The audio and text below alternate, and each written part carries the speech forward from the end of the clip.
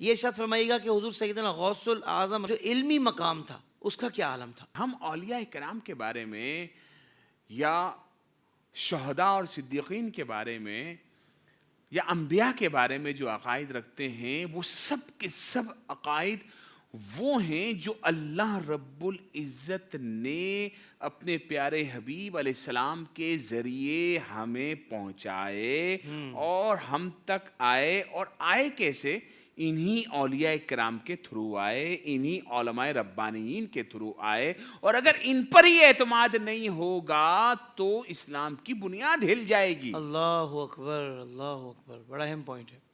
یہ وہ اولیاء کرام ہیں جن کو اللہ کے حبیب علیہ السلام نے اپنا وارث قرار دیا, اپنا نائب قرار دیا, اور پھر ان کی نیابت کا حق ادا کرتے ہوئے یہ دنیا بھر میں پھیل گئے. ماشاءاللہ. ان میں ایک نام حضور غوث الاعظم دستگیر سیدنا شیخ عبد القادر جیلانی رضی اللہ تعالیٰ عنہ کا ہے. محقق علی الاطلاق سیدنا شیخ عبد الحق محدث دہلوی علیہ رحمہ. یہ اپنی کتاب اخبار الاخیار میں سیدنا غوث الاعظم دستگیر رضی اللہ تعالیٰ عنہ کے عنوان سے پورا جو ہے وہ باب باندھتے ہیں, شیخ محی الدین عبد القادر جیلانی. اب اس کے صفحہ نمبر 11 پر لکھتے ہیں کہ علمی کمال غوث اعظم دستگیر رضی اللہ تعالیٰ کا ایسا تھا کہ اپنے زمانے میں ایسا علم و ہنر رکھنے والا شخص کوئی نہیں تھا. اللہ اکبر. فرمایا کہ شیخ صاحب کہتے ہیں کہ آپ کے علمی کمالات سے متعلق جو روایات ہیں ان میں سے ایک روایت یہ ہے کہ کسی قاری نے آپ کی مجلس شریف میں قرآن مجید کی ایک آیت پڑھی, اور جب اس کی آیت تلاوت کرنے کے بعد غوث الاعظم رضی اللہ تعالیٰ عنہ کی طرف رجوع کیا گیا تو آپ نے اس کی ایک تفسیر بیان کی, دوسری تفسیر بیان کی, تیسری تفسیر بیان کی, یہاں تک کہ 40 تفسیریں اس ایک آیت کی بیان کی. اللہ اکبر کبیرہ. اور ان 40 تفاسیر کو اسناد سے ثابت کیا. سبحان اللہ, سبحان اللہ, واہ واہ. وہ 40 تفاسیر ہر جہت سے پایہ ثبوت تک پہنچا کر, اور یہ بھی اس پر اس لیے رک گئے کہ وہ جو سامنے بیٹھے ہوئے تھے وہ اتنا ہی سمجھ سکتے تھے. اللہ اکبر, اللہ اکبر. یہ ہے مقام غوث الاعظم دستگیر کا علمی. سبحان اللہ, سبحان اللہ. اب ذرا سنیے حضور غوث الاعظم دستگیر رضی اللہ تعالیٰ عنہ کے بارے میں حضرت سیدنا شیخ ابو عبداللہ محمد بن خضر حسینی المعروف شیخ موصلی علیہ رحمہ یہ بیان کرتے ہیں کہ آپ جب تقریر کیا کرتے تھے تو آپ 13 علوم پر تقریر کیا کرتے تھے. اللہ اکبر. 13 علوم پر. 13 علوم پر, اوہ جن کی آج کے دور میں ہر علم کی کئی شاخیں نکل چکی ہیں. یعنی سینکڑوں علوم پر آپ تقریر کیا کرتے تھے. سبحان اللہ, سبحان اللہ. آپ کی روٹین کیا ہوا کرتی تھی؟ وہ فرماتے ہیں کہ آپ کے مدرسہ عالیہ یعنی جس میں آپ نے خود پڑھایا پھر پڑھا بھی اس میں, اور فرماتے ہیں کہ دنیا بھر سے لوگ اس کے اندر آتے تو آپ لوگوں سے تفسیر, حدیث, علم فقہ, اصول فقہ اور دیگر علوم کی تعلیم دیتے. یہ تھا دوپہر سے پہلے تک, اور دوپہر کے بعد آپ لوگوں کو تفسیر اور حدیث کی تعلیم دیتے اور فقہ حنبلی کی تعلیم دیتے. سبحان اللہ. اور دیگر فقہ مذاہب اور ان کے اصول اور نحو پڑھاتے. پھر کہتے ہیں کہ ظہر کے بعد عصر تک, پھر عصر کے بعد مغرب تک مختلف قراتوں کے ساتھ قرآن مجید پڑھایا کرتے تھے. ہو سبحان اللہ, سبحان اللہ.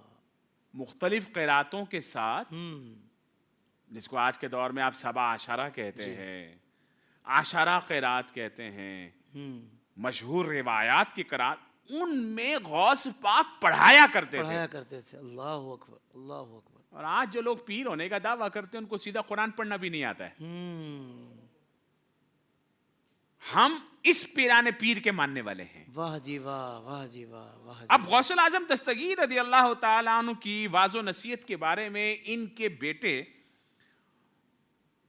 سیدنا شیخ عبد الوہاب رحمت اللہ علیہ فرماتے ہیں کہ حضور غوث اعظم دستگیر رضی اللہ تعالی عنہ نے 40 سال تک واعظ و نصیحت کی اور آپ کے ہاتھ پر ہزاروں لوگوں نے توبہ کی اور سینکڑوں لوگ مشرف با اسلام ہوئے. اللہ اکبر، اللہ اکبر. غوث اعظم دستگیر رضی اللہ تعالیٰ عنہ کی اگر کسی کو علمی حیثیت پر شک ہے تو اب میں پڑھنے لگا ہوں ان کی تصنیفات کے نام اللہ اکبر. جو غوث اعظم دستگیر رضی اللہ تعالیٰ عنہ نے کتابیں لکھی.